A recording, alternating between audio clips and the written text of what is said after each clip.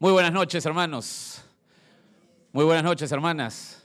Un gusto de saludarles, un gusto de verles nuevamente. Bueno, es una tarea maravillosa, como cada mitad de semana es un privilegio acercarme con ustedes a la Escritura en un libro tan importante para nosotros como es la carta de Pablo a los Filipenses. Ya estamos en el capítulo 2, analizando una porción riquísima en contenido. Estamos casi llegando al mensaje número 30 de Filipenses y bueno, estamos en el capítulo 2, digamos es un avance, ¿verdad? Pero es una porción riquísima en contenido teológico y práctico, como decía al principio, como es el ocuparnos de nuestra salvación. Y cuando usted escucha ese título, ya usted por 3 semanas tiene más o menos un alcance, ¿verdad? Lo que es ocuparnos de nuestra salvación. Quiero ir contigo a Filipenses capítulo 2, por favor. Quiero ver contigo el verso 12.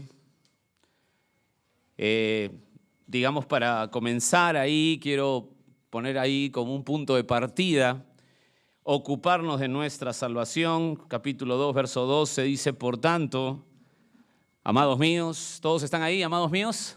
Perfecto. Como siempre habéis obedecido, no como en mi presencia solamente, sino mucho más ahora en mi ausencia. ¿Cuál es la frase clave? Ocupaos, es el imperativo, ocupaos en vuestra salvación con temor y temblor. Y ya nuestra mente quizás se está acomodando ahí, lo que hemos visto hace 2 semanas atrás, y encontramos una de las tantas en esta declaración del verso 12, solo para recordar, quisiera hacer un recuento, una de las tantas paradojas que hay en la Biblia, ¿verdad? Una de las tantas paradojas que hay en la Biblia. ¿Cómo es que tú tienes la responsabilidad de ocuparte de la salvación que ya Dios te dio? Esa es una de las tantas paradojas en la Biblia. ¿Quién da la salvación? Dios. ¿Y cómo te da esa responsabilidad? Dios te da la salvación, ¿verdad? Mira Filipenses 1:29, solo para recordar ahí nomás y no irnos de este libro todavía, para hacer un paralelo aquí, porque a vosotros os es concedido a causa de Cristo, no solo que creáis en Él, sino que también padezcáis por Él. Entonces es concedido por Cristo el creer en Él, el tener la fe salvadora. Él te la da y eso tenemos que tenerlo claro, ¿verdad, hermanos? La salvación es del Señor, 100% de Él, Él te lo da. ¿Cómo que ocuparte de la salvación? Si es Dios el que produce el querer como el hacer. Mira el verso 13, Filipenses 2:13. Porque Dios es el que en vosotros produce así el querer como el hacer por su buena voluntad. Él produce el querer como el hacer porque a Él le agrada así, dice por su buena voluntad, ¿verdad que sí? Entonces, ¿cómo es esto? Esto es una paradoja. ¿Y quién podría realmente que se acerca a la Escritura? ¿Quién podría decir, bueno, yo sé cómo lo hace Dios, yo sé cómo opera Dios? Creo que acá llegamos a un punto donde tenemos que reconocer que Dios es superior a todo planteamiento que podemos tener, a todo alcance, pero es contundente en lo que dice. Entonces tenemos que reconocer que nuestro Señor sobrepasa nuestro entendimiento. Y eso hay que reconocerlo, ¿verdad, hermanos? O sea, nosotros tenemos que llegar a un punto que tenemos que decir, realmente Dios es Dios. Y esto es una paradoja que tenemos que para nosotros en nuestra vida tenemos que tenerla como absoluta, pero a la vez es inexplicable llegar al punto exacto de decir, yo entendí esto totalmente. Aquí vemos cómo Dios rebalsa nuestro entendimiento. Y eso lo tenemos que reconocer y por eso quiero darte algunos puntos. Quisiera que veas al Salmo 147, verso 5. Salmo 147, 5. Dice ahí, grande es el Señor nuestro y de mucho poder. Y escucha esta frase del Salmo 147, 5. Y su entendimiento es infinito. Infinito. ¿Cómo es su entendimiento? Infinito, infinito. Esto me encanta. Grande es el Señor nuestro, de mucho poder y su entendimiento es infinito. No pierdas ese salmo porque vamos a regresar por ahí. Mira Romanos 11:33. Mira cómo declara Pablo esta sabiduría extrema de Dios. Donde ya llega un punto, 11:33, Romanos 11:33, donde llega un punto donde nosotros vemos que rebalsa en nuestro entendimiento. Romanos 11:33, Romanos 11, que dentro de quizá unos 8 años llegaremos ahí a ese texto que estamos estudiando Romanos paso a paso. Si es que algunos llegan, ¿verdad? Si es que yo llego. Oh profundidad, mira ahí el verso, oh profundidad de las riquezas, de la sabiduría, de la ciencia de Dios. Cuán insondables son sus juicios. Mira lo que dice Pablo, cuán insondables son sus juicios e inescrutables sus caminos, porque ¿quién entendió la mente del Señor? ¿O quién fue su consejero? ¿Quién fue su consejero? ¿O quién le dio a él primero para que le fuese recompensado? Mira el verso 36, porque de él y por él y para él son todas las cosas, a él sea la gloria por los siglos de los siglos. Amén. Quiero remarcar aquí que si bien es cierto es una paradoja, hablando del tema de la santificación, como hablamos del tema de la salvación o como hablamos del tema de la Trinidad y tantas que hay que rebalsan nuestra mente, quiero ser claro con esto, que tanto el salmista en el Salmo 147 como el apóstol Pablo reconocen que Dios es infinito en sabiduría y que como seres humanos estamos limitados, pero eso, y aquí viene lo bueno, pero eso no quiere decir que la realidad del hecho para el salmista, de lo que está diciendo en el Salmo 147, por eso te dije que vamos a ir ahí un ratito, y para Pablo, la realidad de los hechos son borrosas. Entonces, como son borrosas, dicen ellos, Dios es infinito. Bueno, no sé lo que va a hacer, es infinito. No. La realidad de los hechos para el salmista y para Pablo no son borrosas, son absolutas. O sea, es inexplicable su sabiduría, pero es irrefutable lo que va a hacer Dios. ¿Me dejo entender? O sea, no es una que decimos, bueno, Dios nos sobrepasa, entonces, bueno, cerremos las Biblias porque es absoluto y que Dios haga lo que quiera. No. Tanto el salmista como el apóstol Pablo exaltan y dicen, nosotros somos limitados, Dios es infinito. Pero ellos lo que están dando son hechos contundentes de lo que Dios ha hecho. Lo que pasa es que no lo pueden explicar a cabalidad. ¿Me dejo entender? Porque es inexplicable. Pero son hechos contundentes, irrefutables, pero son inexplicables. Déjame entrar. Vamos un ratito al Salmo 147. Quiero más o menos mostrarte.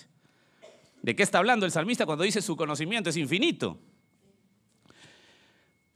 Alabad al Señor. Mire el Salmo 147, es bien interesante. Es un salmo post-exílico, después del exilio. Porque es bueno cantar salmos a nuestro Dios, porque suave y hermosa es la alabanza. Y escucha el verso 2. Jehová edifica a Jerusalén y a los desterrados de Israel recogerá. Escúchame bien, es un salmo post-exílico. Lo que está diciendo es que después de haber sido desobedientes al pacto mosaico, después de haber sido totalmente en contra de Dios, Dios extrañamente los recoge y construye la ciudad. Es muy probable que este salmo se hacía en la época de Nehemías o de Esdras, en las construcciones, en la construcción del templo, el post-exilio. Es bien interesante. Y mira lo que dice. Él sanará a los quebrantados de corazón y venda sus heridas. O sea, los recoge y los sana. Esto es incomprensible. Este pueblo era desobediente y encima los trae y lo compara. Como esto es minucioso, o sea, Dios lo sana minuciosamente a su pueblo. El plan que tiene con Israel, incomprensible, siendo unos desobedientes. De la misma manera, minucioso, mira el verso 4. Él, ¿quién es él? Cuenta el número de las estrellas, a todas ellas llama por su nombre. O sea, así como es minucioso, con lo que ha planeado con este pueblo rebelde y cómo los recoge, así de minucioso es con las estrellas que hasta nombre tiene cada una, Él las conoce a todas. Y ahí viene el entendimiento. Jehová tiene su entendimiento infinito. ¿Me dejo entender? Pero la declaración es contundente. Dios a un pueblo rebelde lo recoge. No dice, bueno, no, todo está borroso, Dios ya verá. No. La declaración es contundente. Lo que el salmista dice, Él es infinito porque no entiendo su plan. ¿Me dejo entender? Vamos a Romanos 11, porque este acá se pone mejor. Romanos 11. Lo que quiero dejar claro es esto, porque hoy en el cristianismo ya no se quiere ir a la Biblia, ya no se quiere. La letra mata, no, ¿para qué? Si Dios hace lo que quiere, ya, déjalo a Dios. Romanos 11, desde el verso 25. Me encanta esto porque el verso 33 al 36 viene desde de los versos anteriores. Esa es una expresión de la sabiduría de lo que ha dicho anteriormente. Mira el verso 25. Porque no quiero, hermanos, que ignoréis este misterio. ¿Qué misterio está hablando? Entre Israel y la iglesia, que explica desde el capítulo 11 hasta el 24. Porque no quiero, hermanos, que ignoréis este misterio, para que no seáis arrogantes en cuanto a vosotros mismos, que ha acontecido a Israel endurecimiento en parte hasta que haya entrado la plenitud de los gentiles. Y luego, ¿qué va a pasar? Todo Israel será como está escrito, vendrá de Sión el libertador que apartará de Jacob, nombre utilizado para Israel terrenal, la impiedad. Y este será mi pacto con ellos cuando yo quite sus pecados. Y mira cómo concluye el verso 28. Así que en cuanto al evangelio, ¿de quién está hablando? De los de Israel. En cuanto al evangelio, ¿qué cosas son los judíos? Enemigos. Mira cómo los llama. Por causa de vosotros. ¿Quiénes son vosotros? La iglesia, muy bien. Pero en cuanto a la elección, son amados por causa de los padres. ¿Quiénes son los padres? ¿Por qué son amados los judíos? ¿Por causa de quién? ¿Quiénes son los padres? Abraham, Isaac, Jacob, David. Entonces Pablo lo que hace, al tratar de explicar esto, que los gentiles son el plan de Dios por la eternidad y que después va a salvar a Israel, todo Israel será salvo, él dice, este hecho es contundente, pero es inexplicable. O sea, ¿cómo puede ser el plan soberano de Dios tan grande? ¿Me dejo entender? Esa es la idea, hermanos. O sea, no es decir, bueno, las cosas de Dios, las cosas ocultas son de Dios. Ese Deuteronomio 29 lo citamos para todo. No entender, ya, las cosas ocultas son de Dios, no. O sea, primero hay que ver exactamente lo que nos está tratando de decir y saber que muchas cosas rebalsan nuestra mente. Y el apóstol Pablo dice, esto es imposible de explicar, pero es contundente. Es un hecho contundente. ¿Están bien, hermanos? Eso es lo que quiero decirte. Hay paradojas en la Biblia que son inexplicables, pero son irrefutables. Es absoluto lo que está ahí. Entonces, volviendo al Filipenses, cuando hablamos de la paradoja de la santificación, tienes que atender aquí. Él quiere soberanamente hacerlo con la participación de tu responsabilidad y la mía. Tu esfuerzo es al máximo, da todo de ti. Sigue su ejemplo, ¿se acuerdan hace 2 semanas? Sigue su ejemplo, sigue su obediencia, sigue su demanda, sigue su advertencia. Eso está en el verso 12. No seas un creyente quietista. ¿Cómo es un creyente quietista? Dios hará. No, Dios hará. Pero Dios hará. ¿Para qué vamos a ir a otros lados a predicar? Dios hará. No. Anda tú. Dios te está llamando a predicar. Tú tienes que hacerlo. Tú, sé responsable. Hazlo con todo tu corazón. Pues eso, si tú eres Dios hará, eso se vuelve un misticismo, se vuelve un místico. Asume tu responsabilidad de creyente y hazlo con todas tus fuerzas, pero sin olvidar que es Dios quien produce el querer como el hacer. Hasta ahí fue el verso 12, más o menos. ¿Está claro? Entonces, por favor, no utilicemos Deuteronomio 29 para todo. Hay que tener mucho cuidado y hay que saber que hay cosas inexplicables, no podemos entenderlas, pero son absolutas. ¿Está bien? Hermanos, ¿hasta ahí están bien? Porque están así, mirándome así. ¿Está bien? Perfecto. Listo. Seguimos, avanzamos. Entonces me quedo tranquilo con eso, que creo que debe estar claro. Y la semana pasada vimos en el mismo tema el siguiente mandato, el cual estos versos, según el erudito bíblico Bob Utley, que es un muy buen escritor y tiene un comentario sobre este libro de Filipenses muy bueno, dice que del verso 14 al 16 es una sola oración en griego, dice Bob Utley. Y voy a leer y para ver algo y repasar algo de la semana pasada y empalmarlo con lo de hoy. Dice el verso 14, ¿se acuerdan que lo vimos la semana pasada? Haced todo sin murmuraciones y contiendas. Verso 15, para que seáis irreprensibles y sencillos, hijos de Dios, sin mancha, en medio de una generación maligna y perversa, en medio de la cual resplandecéis como luminares en el mundo. Verso 16, asidos a la palabra de vida, para que en el día de Cristo, mira qué interesante esa frase, para que en el día de Cristo yo pueda, ¿quién dice yo pueda? ¿Quién dice? Pablo, gloriarme de que no he corrido en vano, ni en vano he trabajado. Y vimos claramente que hacer todo y todo, esa frase del verso 14, abarca todo desde el verso 12, pues, ¿no? Todo el verso 12, eso lo vimos la semana pasada, es decir, ocuparnos de nuestra salvación. O sea, es la actitud lo que viene aquí. Este mandato es la actitud. Ocúpense de la salvación. ¿Con qué actitud? ¿Cómo debemos hacer todo? Sin murmuraciones. O sea, ¿qué cosa quiere decir sin murmuraciones? ¿Se acuerdan? ¿Sin qué? No seamos quejones, sin quejas, sin murmuración y sin contienda. Yo estoy apelando a que ustedes están con mucho más fresco lo de la semana pasada, ¿verdad? Que ahí tienen toda la explicación detallada. Sin quejas, sin contienda. La palabra contienda es dialogismos o razonamiento interior que separa a la gente por ideas y se separan con pleitos. Hablamos mucho de eso la semana anterior. Mira el texto, por favor, en el verso 15. Mira el texto. ¿Cómo comienza? ¿Para qué? ¿No? ¿Para qué? ¿Para qué es un subjuntivo, es decir, una cláusula de propósito?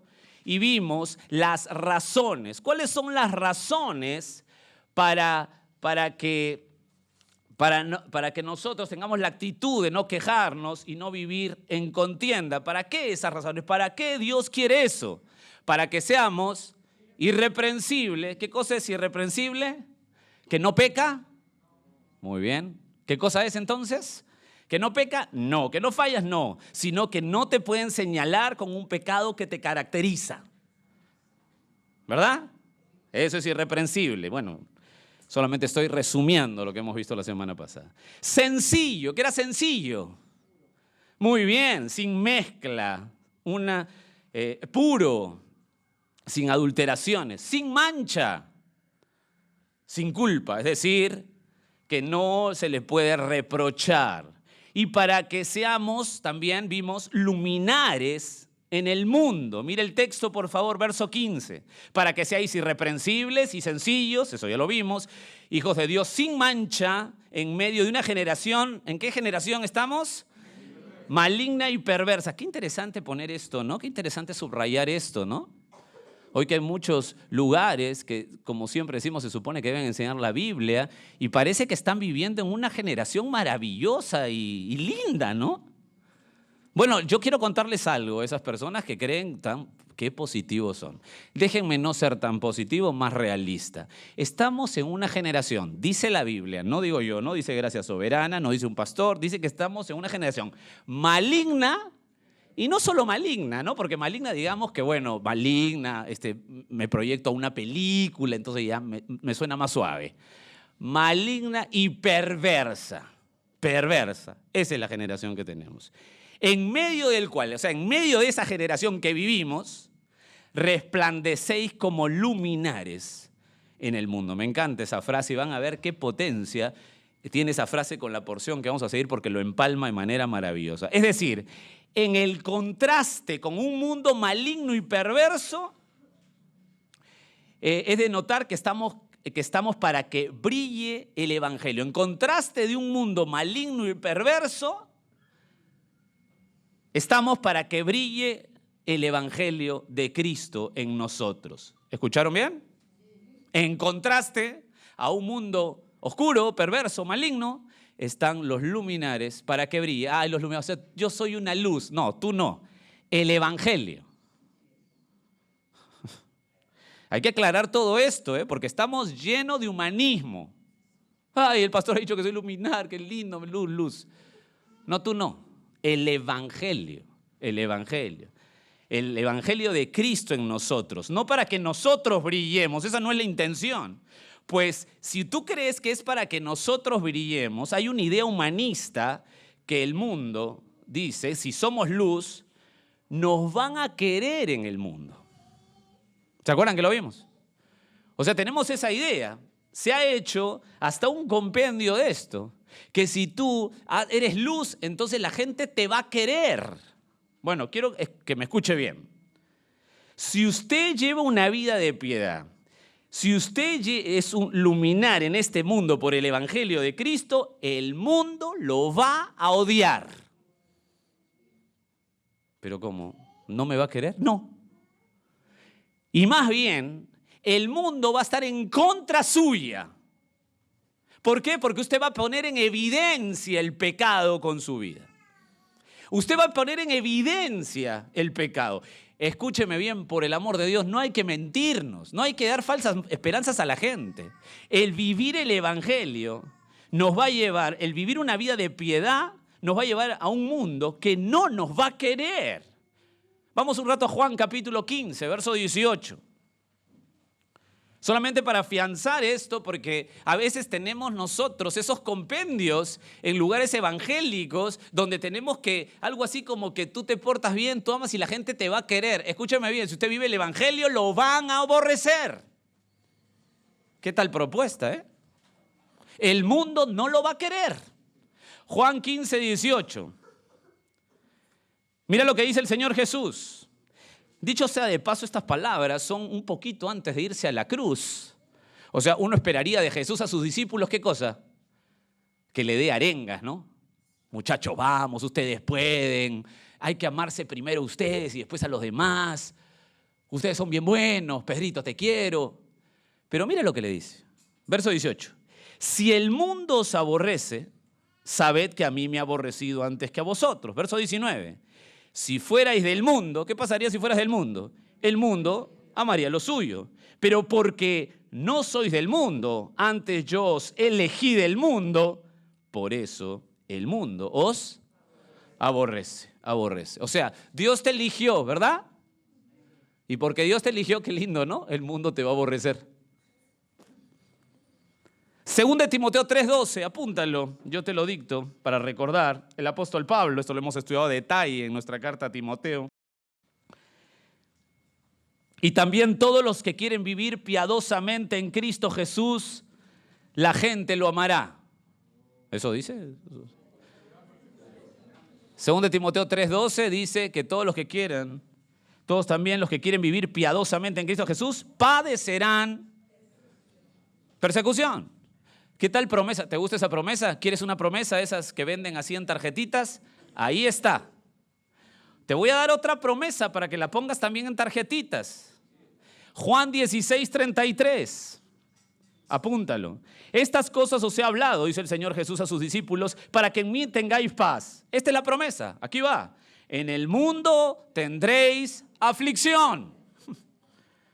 Pero confiad, yo he vencido al mundo. ¿Alguien ha visto esto en tarjetitas de promesa? No conviene, ¿no? No se venden. Eso no se vende. Santiago 4:4. Oh, almas adúlteras, dice Santiago 4:4. ¿No sabéis que la amistad del mundo? Yo no sé si esto es claro o no. Hermanos, ¿están bien ahí? ¿Sí? Paro un poquito, estoy muy rápido. Respiro más. Yo no sé si esto, pero esto es sumamente claro. Yo no sé cómo tenemos esa irresponsabilidad en el ambiente evangélico, decirle a la gente que sé luz para que la gente te ame, te quiera, te dé besos. Escúcheme bien, si usted es luz según el evangelio, la gente, el mundo, que en el sistema del mundo, lo va a aborrecer.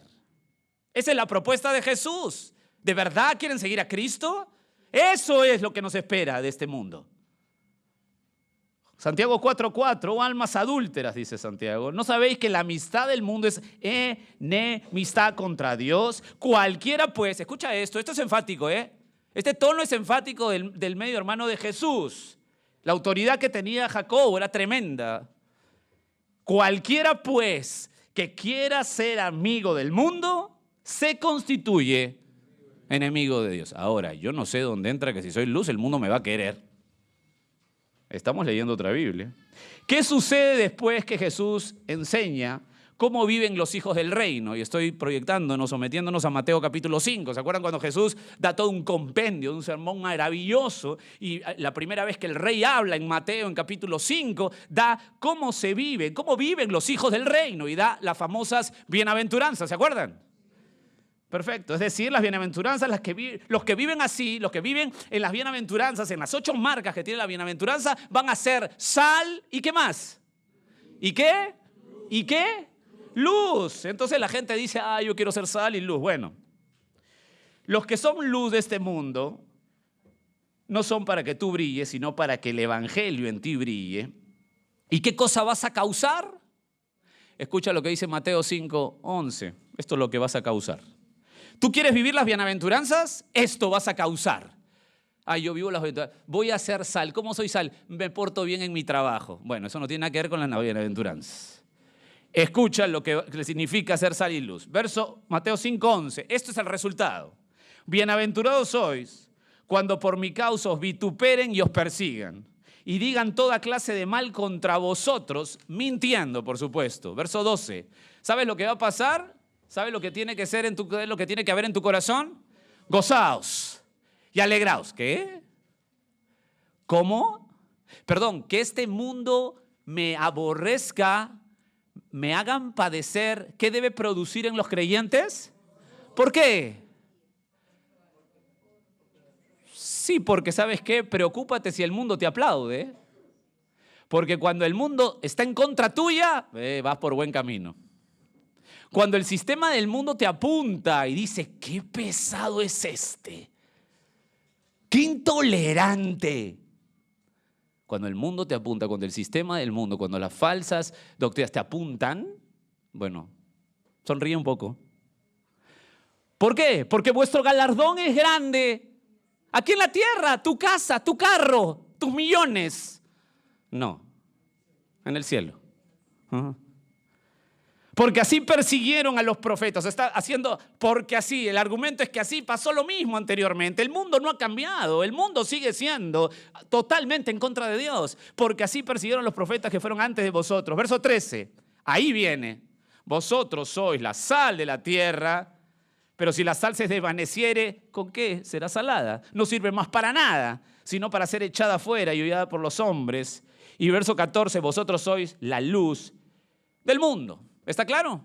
Ser luz del mundo, ser sal del mundo, no es una cosa así que todo el mundo te va a querer. Al contrario, si vives las bienaventuranzas, el resultado no va a ser bueno para ti con el mundo, pero va a ser bueno para ti con Dios. Hermanos queridos, el ser creyente es totalmente opuesto a un sistema mundial. Quiero que aquí, por lo menos aquí en la iglesia, se grabe bien eso para saber que estamos en una ciudadanía extranjera, somos advenedizos, somos de paso. Esto no es nuestro hogar. Nuestro hogar está en el cielo. Aquí venimos para ser luminares. ¿Qué significa? ¿Cuánto brillo yo? No. El evangelio de Cristo en ti. ¡Qué privilegio! ¿Hay un costo? Sí. ¿Para qué Dios quiere que todo lo que hagas, o sea, la actitud, sea sin murmuración y contienda? ¿Para qué? Para que seas irreprensible, sencillos, sin mancha, como luminares, ¿Y qué más? Verso 16a, ahí empalmamos. Ya estamos en la mente. ¿Están bien hasta ahí?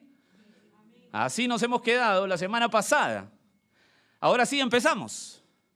Esta semana, verso 16a, mira lo que dice. Asidos de la palabra de vida. Otra vez, asidos de la palabra de vida. Hasta ahí nomás no podemos seguir porque esto es sumamente glorioso. El verso 15b, mira el verso 15b, ya sabes que te lleno de letras, dice así: en medio de una generación maligna y perversa, en medio del cual resplandecéis como luminares en el mundo. Recordando ese verso, es el contraste de la generación maligna y perversa, pero no solo es el contraste de vida, pues como ya hemos dicho, la vida piadosa, ¿qué cosa hace la vida piadosa? Condena las obras del mundo. Por eso que el mundo te va a querer, porque la vida piadosa condena las obras del mundo. No solamente eso, sino que también Pablo habla a los filipenses de la acción. Escúchame bien, este versículo 16a habla de la acción evangelizadora que debemos tener. Y esto es vibrante y te lo voy a explicar. Con ese recordatorio del contexto inmediato, es que estamos en una generación maligna, él da el contraste. Nuestra vida como luminares, es decir, nuestra vida piadosa va a incomodar el mundo, va a condenar al mundo, pero no solamente la acción luminar de mi vida piadosa que condena al mundo, sino, Filipenses, la acción evangelizadora hacia un mundo pecador. Cuando hablamos, ahora sí, léelo otra vez, 16a, asidos de la palabra de vida. Ya tu mente se va acomodando al contexto. ¿Por qué te hablo de esto? Porque sabemos que habla de la acción evangelizadora. En el griego, en el texto griego, cuando lo revisas, lo estuve revisando, el orden es así, escucha. La frase en griego es, ustedes ya saben griego, ¿verdad? Ahí está. ¿Cómo es? Logos, zoe, espejo, epejo, eis. ¿Está bien? Wow, ustedes son impresionantes. La grabación va a decir, esta iglesia es tremenda. Hablan griego todos. No hay que decirles, para ser honestos, que está ahí en su hoja, ¿verdad? Perfecto. Bueno. Me iban a hacer un pastor famoso, con esto. Empieza colocando, el orden, el griego, empieza colocando palabra de vida. Es la palabra que vivifica, que da vida divina a la vida humana. Juan 10:10 tiene ese paralelo. La palabra en el griego para vida ahí es zoe, como lo han leído. Logos, zoe, epejo, eis. Dice Juan 10:10, la parte B, ustedes se van a acordar, yo he venido para que tengan zoe. Esa es la palabra, zoe, la vida divina incrustada en la vida humana y para que la tengan en abundancia. Dicho sea de paso, este versículo lo utilizan mucho en la teología de la prosperidad para decir Jesús ha venido para darte una vida en abundancia. Sí, el problema es que la palabra vida es zoe y lo que está hablando es la vida divina metida en la vida biológica de un ser humano. Esa es la abundancia. Cristo aquí, la Trinidad aquí. ¿Está claro? No está hablando de abundancia como ya tú sabes cómo lo dirigen. No. Seguimos ahí en el texto. Asidos, la palabra asidos es epejo en el griego y el término no solo, escúchame bien, no solo es de aferrarse, sino de mantenerlo en alto. O como indica Lutero en su documento de expositores del texto griego, Lutero dice, esta palabra significa sosteniendo en alto, dice Lutero. Y por el contexto es claro que se está refiriendo a una labor de compartir el evangelio. El autor Gordon Fee, un gran expositor y autor bíblico, dice Gordon Fee, no tiene mucho sentido, lo cito literalmente, no tiene mucho sentido si no lleva consigo la idea de darle vida a los demás. Fin de la cita. Y creo, hermanos, que algo que me pareció muy claro en este punto para llegar a esta conclusión, que aquí Pablo cuando dice asidos de la palabra de vida, o como dice Lutero, manteniendo en alto la palabra, manteniendo en alto, algo que me terminó de convencer que estaba por esa línea que es correcta, es que es la mentalidad de Pablo escatológica que tiene para hablar. Mira por favor el contexto de la mentalidad escatológica que Pablo tiene. Mira por ejemplo el verso 16b, el mismo verso, míralo. ¿Lo tienes ahí? Asidos a la palabra de vida, mira. Para que en el día de Cristo, qué interesante frase, ¿no? Yo pueda gloriarme de que no he corrido en vano, ni en vano he trabajado. Y, o sea, ya lo vamos a ver en este momento, en un ratito. Solamente quiero darte el contexto. Tenía una mentalidad escatológica para escribir asidos a la palabra y después para que en el día de Cristo, o sea, su mentalidad es escatológica. Y tú dices, ya, su mentalidad es escatológica en los últimos tiempos. ¿Y qué tiene que ver eso? Bueno, lo que tiene que ver es que Pablo saca la idea de luminares o estrellas que resplandecen del contexto escatológico que tiene Daniel. Mira por favor y anda a Daniel 12:1. Para que tú veas que Pablo lo que hace a los filipenses es colocarle una idea del Antiguo Testamento. Daniel 12:1. Estoy muy rápido. ¿Está bien? Perfecto. Daniel 12:1. Dice ahí, en aquel tiempo, está hablando del tiempo final, se levantará Miguel, el gran príncipe que está de parte de los hijos de tu pueblo, y será tiempo de angustia, el cual nunca fue desde que hubo gente hasta entonces. Pero en aquel tiempo será libertado tu pueblo y todos los que se hallen escritos en el libro, y muchos de los que duermen en el polvo, mira la resurrección, y muchos de los que duermen en el polvo de la tierra serán despertados, unos para vida eterna y otros para vergüenza y confusión perpetua. Ahora, mira el verso 3. Está contando el tiempo escatológico, pero mira cómo se anticipa en el verso 3. Los entendidos, esto me encanta, hermano, ¿sabes? Cuando hay estas cosas que nos asombran, me fascina. Mira, los entendidos resplandecerán como el resplandor del firmamento. ¿Te llama la atención eso con Filipenses?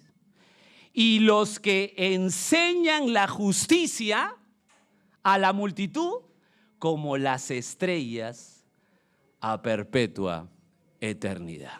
O sea, en una referencia clara, lo que nos está diciendo aquí es que está haciendo el paralelo de una vida que condena las obras del mundo, pero también de la justicia, los que enseñan la justicia a multitud. Haciendo un paralelo, es claro que cuando Pablo dice asidos a la palabra de vida, en ese contexto escatológico, lo que está diciendo es levantando el evangelio. Filipenses, tienen que evangelizar, es lo que está diciendo. ¿Me dejo entender? Espero que eso sea así. O sea, del verso 16a, regresando a Filipenses, la palabra de vida se refiere a la escritura y en especial al evangelio. Está lindo, ¿no?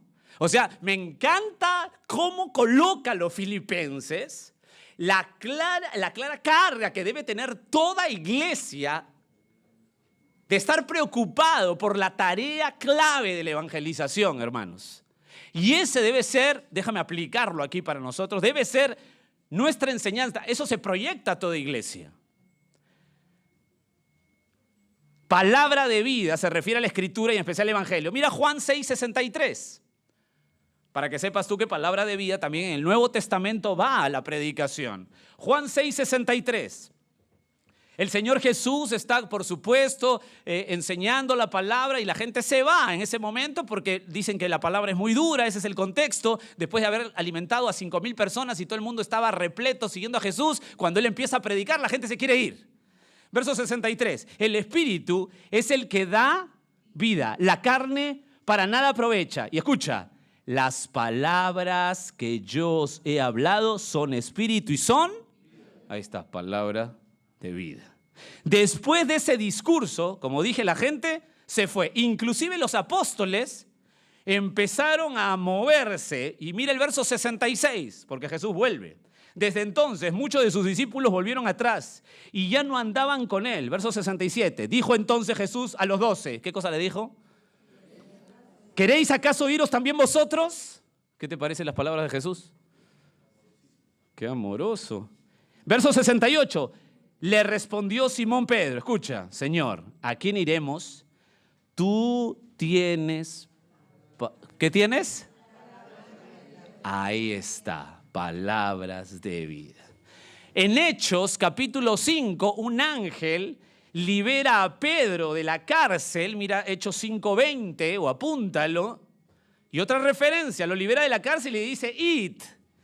Y puestos en pie en el templo, estoy leyendo Hechos 5:20, y puestos en pie en el templo, anunciad, escucha, anunciad al pueblo todas las palabras de esta vida.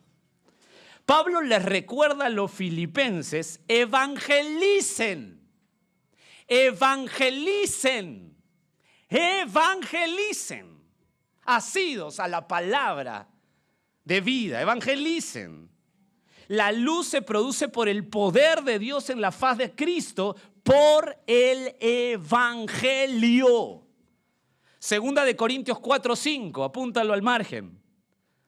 Porque no nos predicamos a nosotros mismos, dice el apóstol. No nos predicamos a nosotros mismos, sino a Jesucristo como Señor. Sí, segunda de Corintios 4:5. Porque no nos predicamos a nosotros mismos, sino a Jesucristo como ¿qué? ¿Cómo qué?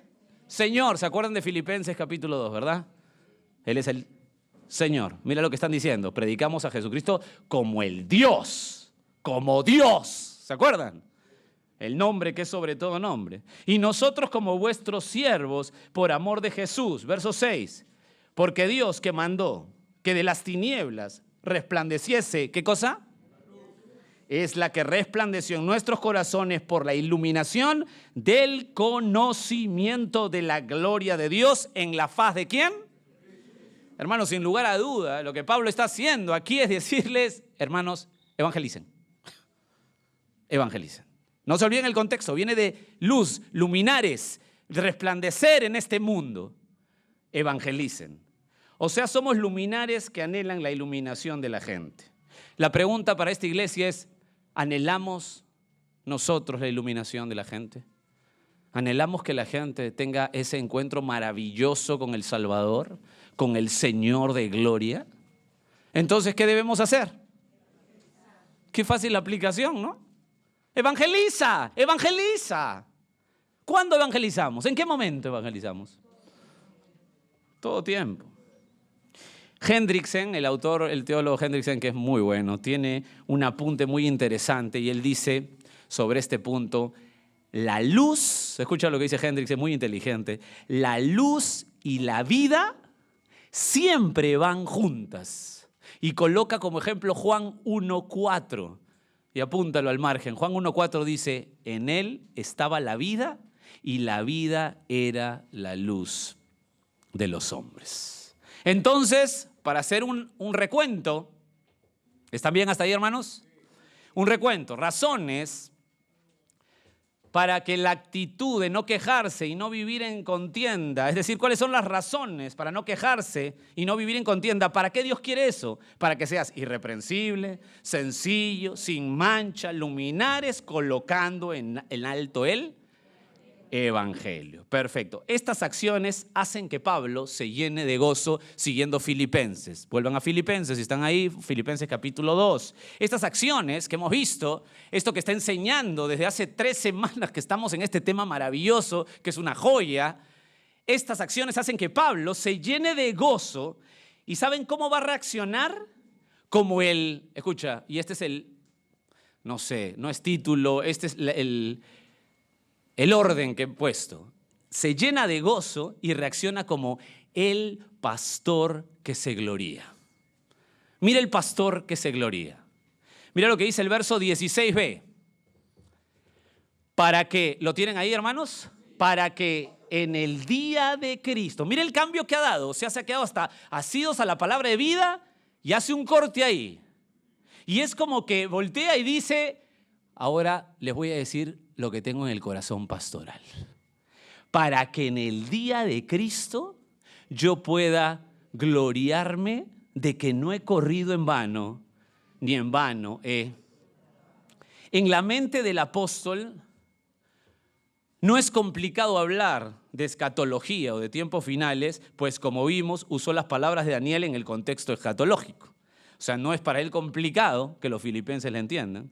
El punto aquí, ¿cuál es el punto de esta parte del 16b? El punto central del texto. El punto central es que Pablo anhela como un pastor sincero que en el día de la premiación a los creyentes, ellos, los filipenses, sean su corona. Ellos anhelan, Pablo anhela ver en el futuro, o sea, él podría mirar al pasado y decir, qué buen trabajo he dejado ahí, ¿no? No, pero él mira al futuro y dice, ¿sabes cuál es mi anhelo? ¿Sabes cuál es el ardor de mi corazón al verlos? Es que el día de la premiación, ustedes sean mis coronas para yo saber que no he corrido ni he trabajado en vano. ¿Qué pastor, ¿no?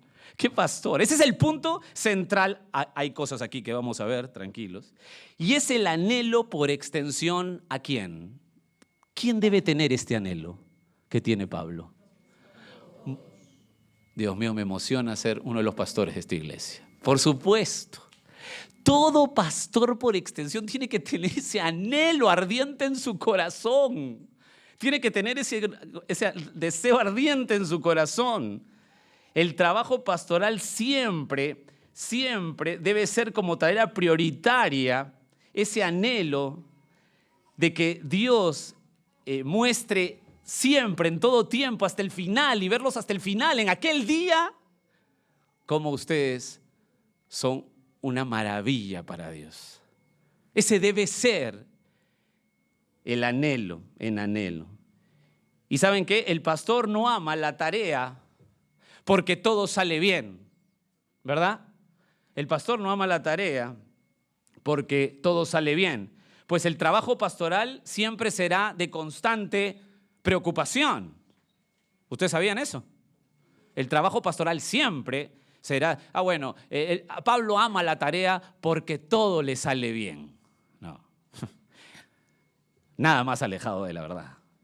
El pastor, en la tarea pastoral siempre será de constante preocupación. 2 Corintios 11:28. Apúntalo, yo te voy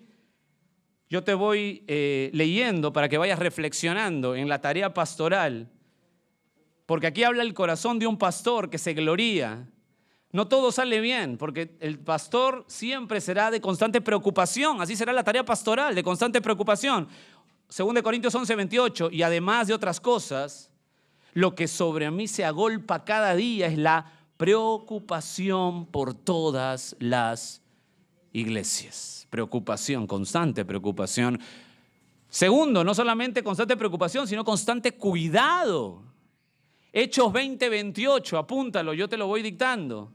Por tanto, dice Pablo, mirad por vosotros, le está hablando a pastores Pablo, mirad por vosotros y por todo el rebaño en que el Espíritu Santo os ha puesto por obispos para apacentar la iglesia del Señor, la cual Él ganó por su propia sangre. Verso 29, porque yo sé que después de mi partida entrarán en medio de vosotros lobos rapaces que no perdonarán al rebaño. Hermanos, la tarea pastoral que muy pocos conocen, ¿no? Muy pocos conocen la tarea pastoral y muy poco se ejemplifica la tarea pastoral, porque ahora parece que el pastor fuera ahora un profesional y hay una institución que quiere colocar una profesión. Tú eres médico, ingeniero, y pastor. Lo colocan como si fuera algo profesional, que tú eres un profesional. Hermano querido, la tarea pastoral es sumamente digna. Es el llamado más sublime, más grande, más alto que puede recibir un ser humano. Y al mismo tiempo es un llamado de todas maneras al sufrimiento por amor de la gente. Un pastor no puede ser que quiera ser un profesional, esperar el éxito y las cosas así del mundo. No tiene nada que ver con eso. Porque el cuidado está constante. ¿De qué cuidado? De que se coman a las ovejas. Porque hoy, y no sé, esta frase la digo porque esto de verdad arde en mi corazón. Hoy más que nunca se está viendo por doquier cómo la gente intenta comerse a las ovejas. Y hoy más que nunca tienen que salir pastores realmente valientes que no se casen con este mundo corrupto y que apunten las falsas enseñanzas. Entonces siempre el pastor verdadero va a estar con problemas por el cuidado, por la preocupación. Constante ejemplo. O sea, no solamente tiene que combatir, sino que tiene que preocuparse también por su vida. Porque el pastor tiene que ser ejemplo a la grey. No es una fichita que se usa así nomás los domingos. O como algunos dicen, no importa, que se pare quien sea. Total, Dios lo usa. ¿Qué es esto? Tiene que ser gente preparada, gente que se rompan las pestañas estudiando, gente que ame la congregación, que no le venda gato por liebre, que se comprometa. Muy pocos conocen la tarea pastoral y piensan que es algo ligerito. La tarea pastoral, hermanos, es sufriente. Le vas a preguntar a Pablo cuando llegues al cielo, para que veas tú. Ejemplo, 1 de Pedro 5:2. Apúntalo, yo te lo leo por cuestión de tiempo. Apacentad la grey, esto dice el apóstol Pedro, que está entre vosotros. 1 Pedro 5:2, apacentad la grey de Dios que está entre vosotros, cuidando de ella, no por fuerza. Escucha cómo habla Pedro. No por fuerza, sino voluntariamente, no por ganancia deshonesta, sino con ánimo pronto, no como teniendo señorío sobre los que están a vuestro cuidado, sino, escucha, siendo ejemplo de la grey. Hermanos queridos, los pastores tienen que entender bien que ellos son los que ponen la dignidad de Dios en una iglesia. Ellos ponen la varilla arriba de Dios en una iglesia o la varilla abajo en una iglesia. ¿Me dejo entender? Por eso que nosotros no podemos permitir que haya pastores que bajen esa varilla, que caigan en pecados totalmente terribles y sigan pastoreando. No se puede. Por supuesto, la iglesia lo amará, habrá restauración, qué hermoso, ¿verdad? Pero no puede pastorear. Porque pone la varilla abajo. Entonces, si él pone abajo, todo el mundo dice, bueno, esta iglesia es el festín. La gloria de Dios abajo. No, hermanos. Esto es una responsabilidad que muy pocos pastores quieren hablar, pero nosotros, al ser llamados, estamos sujetos a esto. Somos ejemplo de la grey y no podemos rehuir. A pesar de nuestra defectuoso caminar, porque somos pecadores, no podemos rehuir a este llamado altísimo del Señor. Entonces, el pastor no es una fichita de fin de semana, hermanos. Por si acaso, el pastor es digno porque Dios lo ha llamado. El llamado más grande que puede tener una persona. ¿Y qué más? Constante corrección. 1 Corintios 4:14, apúntalo. No escribo esto para avergonzaros, sino para amonestaros como hijos míos amados. O sea, 1 Corintios 4:14, o sea, es constante corrección. El pastor para corrigiendo. ¿Y qué cosa gana cuando corrige? Bueno, cuando un pastor corrige, cuando un pastor apunta el pecado, cuando la gente dice en su interior, oye, la enseñanza ha llegado, ha cambiado mi vida, ha dado la vuelta, me ha corregido, uno tiene que decir, es que los pastores aman a su gente. Pero ¿saben qué? El problema es que esa corrección trae grandes problemas a los pastores. Por eso que los pastores no se meten en la corrección, por eso que no hay disciplina eclesial en el 99% de las iglesias evangélicas, porque no se quieren meter a la corrección sin entender que la corrección es amor. ¿Y qué cosa trae? Que la gente te ame menos. Tú corriges y la gente te ama menos. Tú los amas más y la gente te ama menos. Eso es la ecuación. Por eso cuando alguien dice, yo tengo llamado pastoral, yo paso así. No saben dónde se meten. 2 Corintios 12:15, apúntalo, porque me falta un principio nada más. 2 Corintios 12:15, y yo con el mayor placer gastaré de lo mío, dice Pablo, y aún yo mismo me gastaré del todo por amor de vuestras almas, aunque amándoos más, sea amado menos. ¿Se puede que alguien te ame más y tú lo ames menos? Claro, cuando lo corriges, cuando le dices las cosas como son. Ese es un riesgo que todo pastor tiene que seguir. Seguimos solamente para que tú veas la nota. Ya sabes que el punto central del verso 16, la parte B, Es el corazón pastoral que anhela Pablo ver a sus discípulos al final. Pero mira el verso 16, veis, para que en el día de Cristo. ¿Qué cosa es el día de Cristo? Ay, ay, ay, cómo me gusta esta parte, ¿eh? Me encanta, disfruto esta parte. ¿Qué cosa es el día de Cristo? ¿Has notado lo que dice? Mira lo que dice ahí, otra vez. Asidos a la palabra de vida para que en el día de Cristo yo pueda gloriarme. ¿Qué cosa es el día de Cristo? Déjame leerte un versículo antes que me contestes, para que no me contestes otra cosa. 1 Tesalonicenses 2:19. Apunta 1 Tesalonicenses 2:19. Porque ¿cuál es nuestra esperanza o gozo o corona de que me gloríe? ¿No lo sois vosotros, dice el apóstol Pablo a los tesalonicenses, delante del Señor Jesucristo en su venida? Otra vez, ¿cuál es nuestra esperanza o gozo? Dice, ¿cuál es nuestra esperanza o gozo o corona que me gloríe? ¿Sabes cuál es mi esperanza? ¿No sois vosotros delante de nuestro Señor Jesucristo en su venida? Repito, ¿qué es el día de Cristo? Ah, ¿no? Ahí está más claro. Déjenme decirles por qué tengo que aclararlo así. Porque el día de Cristo a veces lo confundimos con el día del Señor o el día de Jehová. Y no es así. Si usted confunde el día de Cristo o la venida de Jesucristo con el día del Señor o el día de Jehová, va a tener el mismo problema de los tesalonicenses que confundieron esos dos términos.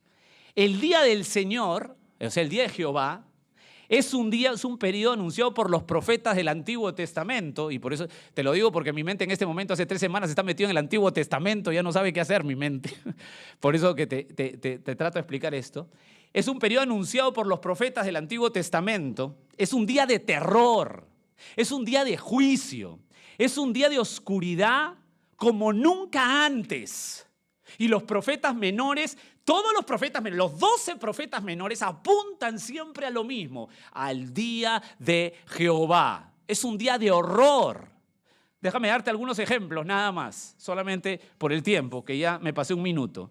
El profeta Joel, te voy a dar 3 profetas nada más. Uno, que es el profeta de los reinos divididos, o sea, antes del año 722, donde estaba el reino del norte y el reino del sur. En ese tiempo, Joel profetizó y dijo esto. Joel 3:13, apúntalo. Echad la hoz, porque la mies está ya madura. Venid, descended, porque el lagar está lleno. Rebosan las cubas, porque mucha es la maldad de ellos. Y escucha el verso 14. Muchos pueblos en el valle de la decisión, porque cercano está el día de Jehová en el valle de la decisión. ¿Cómo es el día de Jehová? Dice él en el verso 15, el sol y la luna se oscurecerán y las estrellas retraerán su resplandor. O sea, un día de oscuridad total. Ese es el día de Jehová. Sofonías, un profeta que anunció en el reino del sur, o sea, el reino del norte ya no estaba, ya no habían 2 reinos divididos, ya Asiria había tomado las 11 tribus de Israel del reino del norte y solamente quedaba el reino del sur. En ese tiempo, o sea, a partir del año 722, en ese tiempo Sofonías profetiza y Sofonías 1:14 menciona el día de Jehová. ¿Qué es el día de Jehová? Cercano, dice, está el día grande de Jehová, cercano y muy próximo. Y escucha cómo es el día. Es amarga la voz del día de Jehová, gritará allí el valiente, día de ira aquel día de angustia, de aprieto, día de alboroto, de asolamiento, día de tinieblas, de oscuridad, de nublado, de entenebrecimiento. Es decir, el día de Jehová es anunciado como un día terrorífico. Malaquías. Ya ese profeta no está en los 2 reinos, tampoco está con el reino del sur, sino que ahora Malaquías está en el exilio, ya cuando en el año 605 toma Babilonia al reino del sur. Y Malaquías dice lo siguiente en Malaquías 4:1, porque aquí viene el día ardiente como un horno y todos los soberbios y todos los que hacen maldad serán estopa. Aquel día vendrá, los abrazará, ha dicho Jehová de los ejércitos. Y empieza a describir así del versículo 1 al versículo 3 el día de Jehová oscuro como un horno, fuego, terror, angustia como nunca antes. Pablo también habla del día del Señor en Tesalonicenses. Apunta, Tesalonicenses 5:3. Primera, y quiero que vayas ahí un ratito. Por favor, 1 minuto. Primera Tesalonicenses 5:3. Míralo ahí, por favor. Dice así, ya terminamos.